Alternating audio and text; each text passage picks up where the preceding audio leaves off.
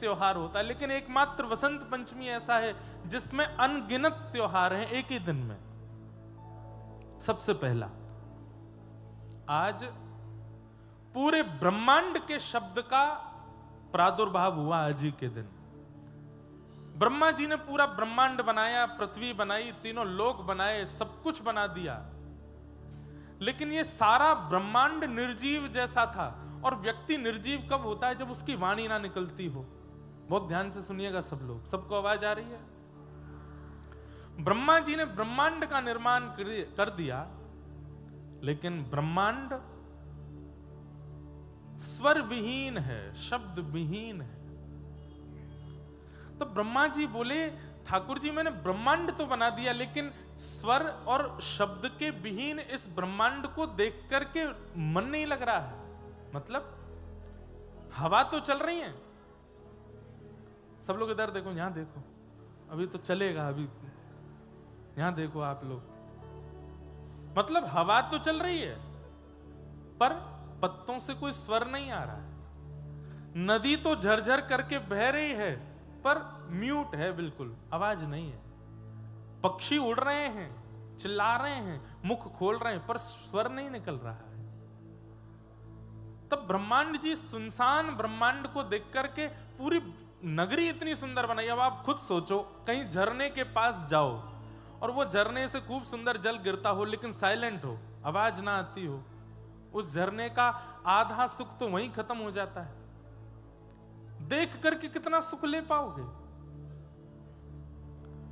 प्रकृति बहुत सुंदर है, लेकिन इस प्रकृति के पास अगर स्वर ना हो, शब्द ना हो, तो ये प्रकृति अशोभनीय हो जाएगी।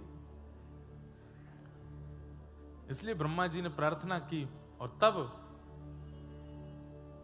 वेदवाणी स्वरूपा परांबा जगदम्बा श्री सरस्वती जी प्रकट हुई और उन्होंने पूरे ब्रह्मांड को स्वर युक्त किया, शब्द युक्त किया आज ही के दिन।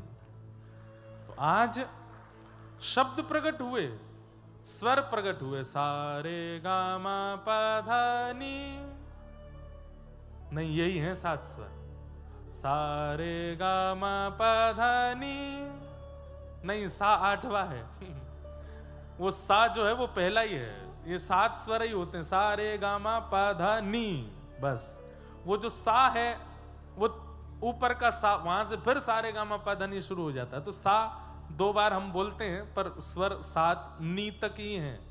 ये भी आज ही के दिन प्रकट हुए। मतलब आज कितना सुंदर दिन है। आज का दिन नहीं आया होता अगर हमारे जीवन में कभी, तो कभी संगीत नहीं होता, कभी स्वर नहीं होता, कभी कथा नहीं होती।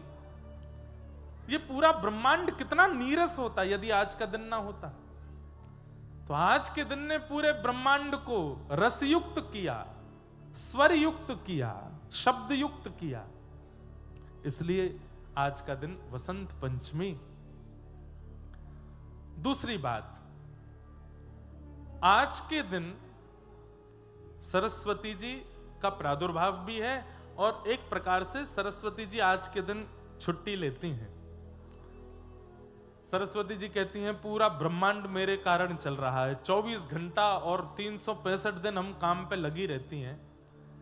तो आज के दिन ग्रंथों का, वाद्यों का, संगीत के सुंदर सुंदर यंत्रों का और सरस्वती जी का पूजन करके उनको विश्राम दिलाया जाता है। घर जाइएगा लौट करके यहां से, और जो भी सदग्रंथ आपके घर पर हों उनको आज बढ़िया पूजन करके, पुष्प अर्पित करके, सुंदर एक वस्त्र से ढक करके उनको शयन कराइएगा।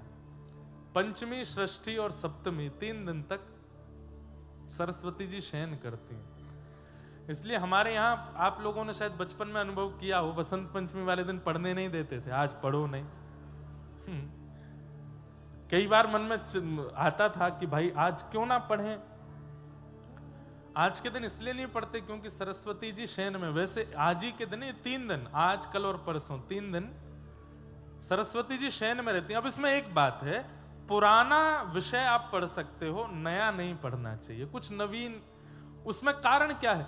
नया पढ़ लोगे दिक्कत नहीं है, पर एक प्रकार से आप बिना सरस्वती जी के जागृत अवस्था में कुछ ग्रहण करना चाहोगे तो वो लाभकारी नहीं होगा। इसलिए हमारे आचार्यों ने इन 3 दिवस को मौखिक अध्ययन में विभाजित किया। बोलो, वाणी से अध्ययन कर लो, पर नया विषय मत पढ़ो।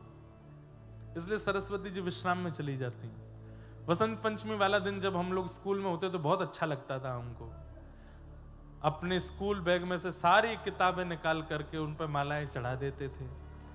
और आज के दिन ना ट्यूशन टीचर पढ़ा सकता है, आज के दिन ना माता जी कह सकती हैं पढ़ो, पिताजी भी। और जबकि ये एग्जाम का ही टाइम होता था, अब एग्जाम आने वाले कुछ दिन में।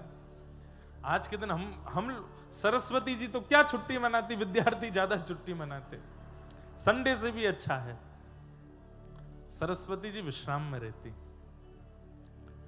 इसलिए ये 3 दिन तक सरस्वती जी का विश्राम उत्सव मनाया जाता है कि वो विश्राम में।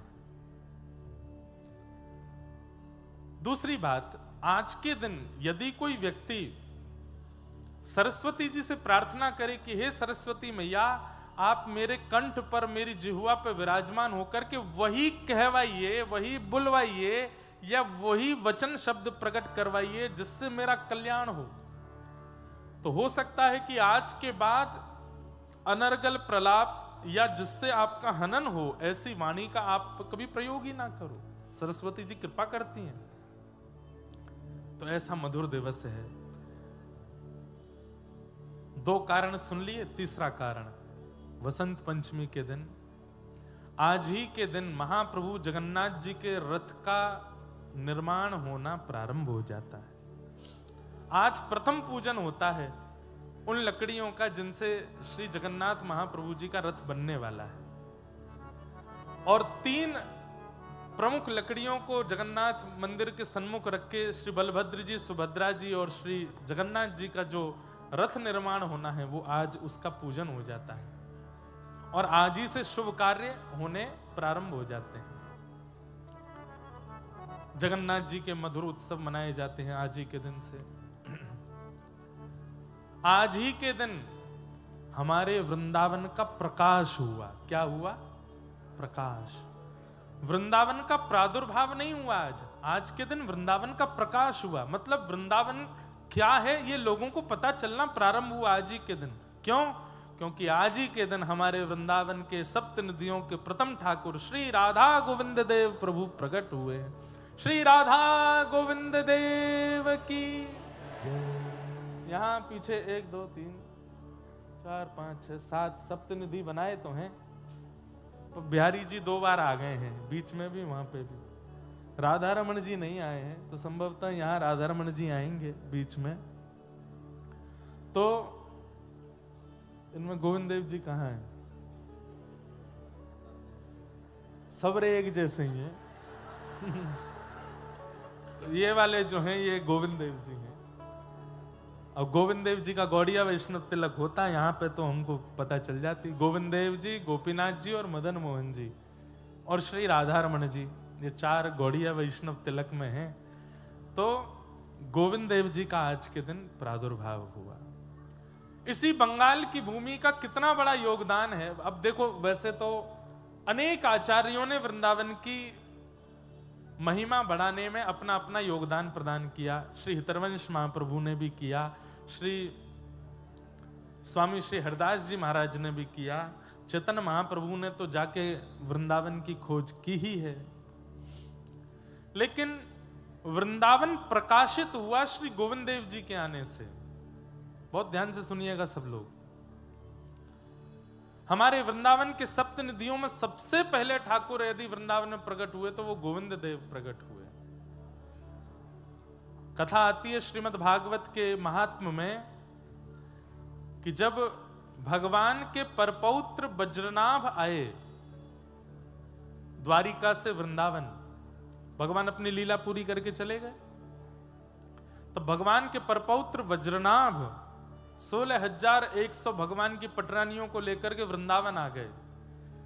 वे रानियां इतनी व्याकुल रहती थीं कृष्ण विरह में। तब वज्रनाभ ने विचार किया, मैं क्या करूं जिससे मेरी माताओं का शोक दूर हो। ये 24 घंटे ठाकुर जी को याद करती रहती हैं।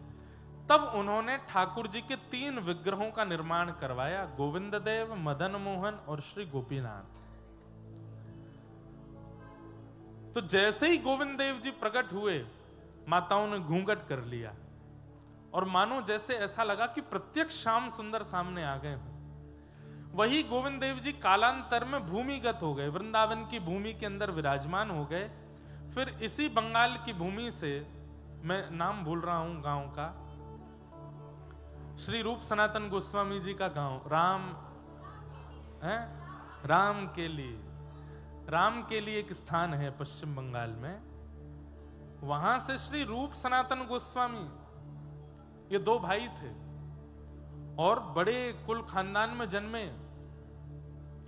एक राजवंश में नौकरी करते थे, लेकिन बहुत संपत्ति थी इनके पास। श्री चैतन्य महाप्रभु का ऐसा सत्संग प्राप्त हुआ, सब छोड़ करके वृंदावन चले गए।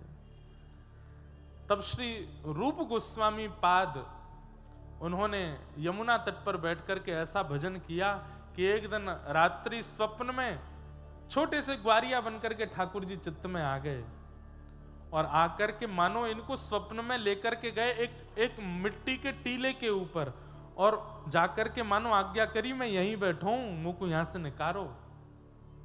तब आप सुबह उठ करके उस मिट्टी के टीले को खोजने लगे। तभी एक ग्वारिया बालक ने कहा कि मेरी गैया रोज या टीले पे जाए के बिना हाथ लगाए सबरे थनन से दूध निकाल दे। कहां दूध निकाले? उस स्थान को जाकर के जब देखा, मिट्टी को दूर किया, तो वहीं से हमारे ठाकुर जी के प्रथम निधि स्वरूप श्री राधा गोविंद देव प्रभु प्रकट हो गए। आज जयपुर में विराजमान है।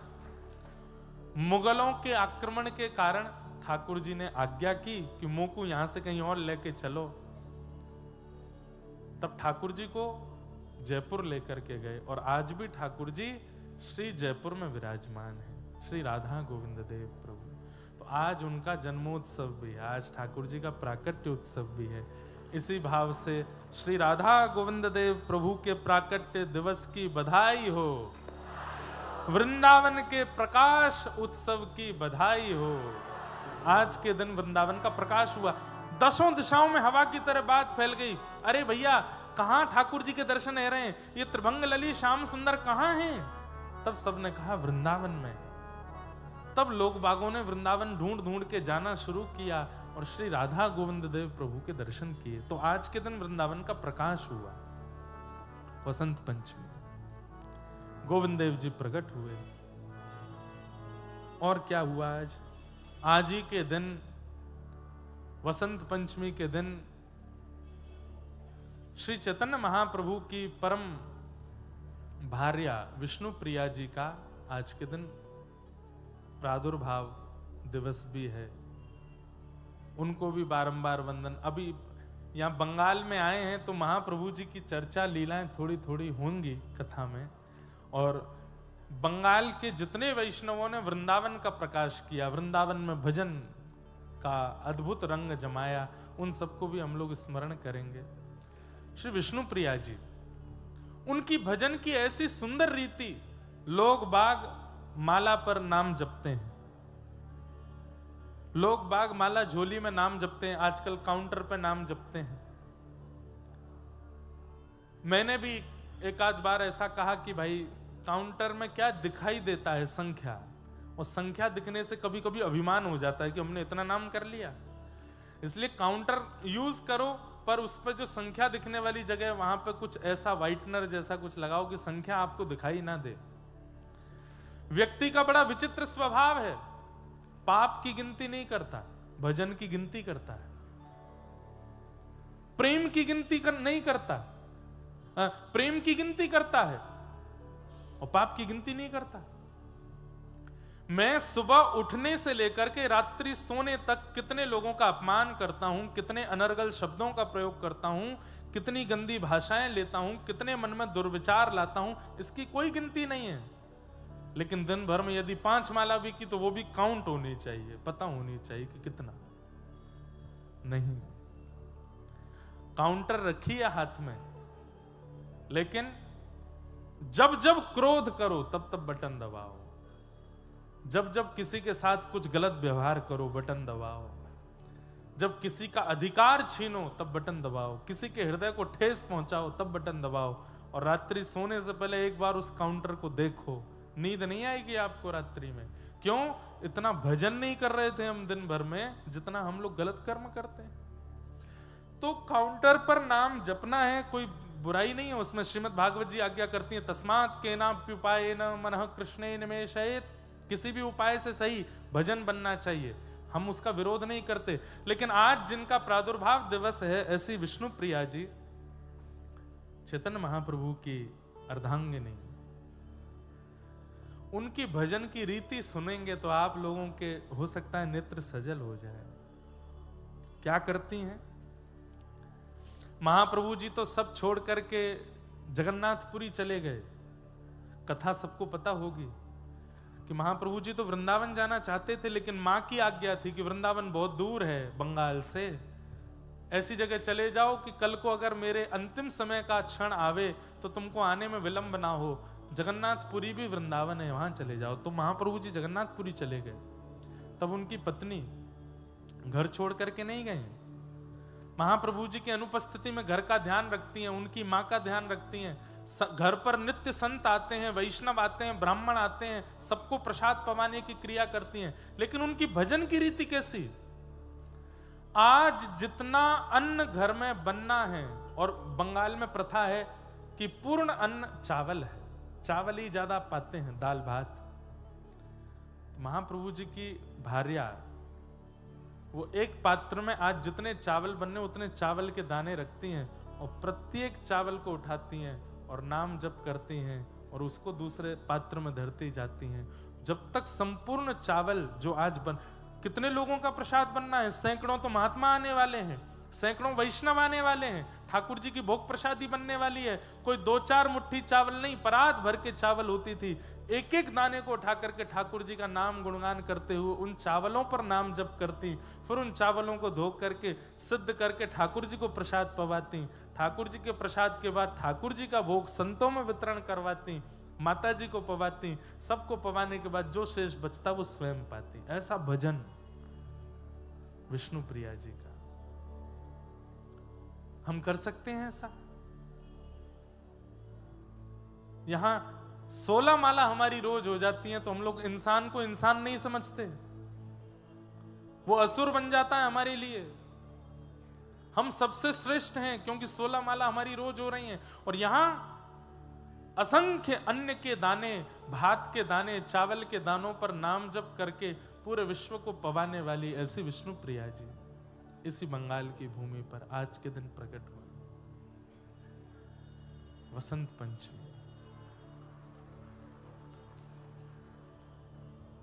कम से कम जितनी रोटी हम पाते हैं, उत्तर भारत के लोगों के लिए तो थोड़ा इजी हो जाएगा क्योंकि वहां रोटी पाते हैं।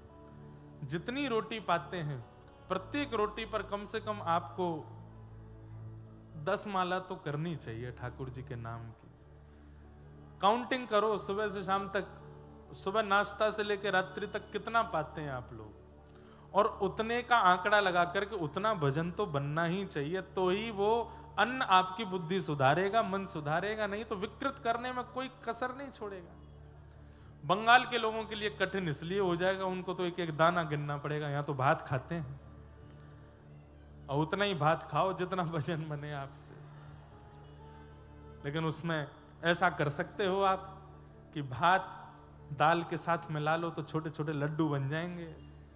कम से कम उनके अब ज्यादा पाते हैं तो 108 लड्डू बनाओ, प्रत्येक लड्डू को पाते समय ठाकुर जी का स्मरण करो।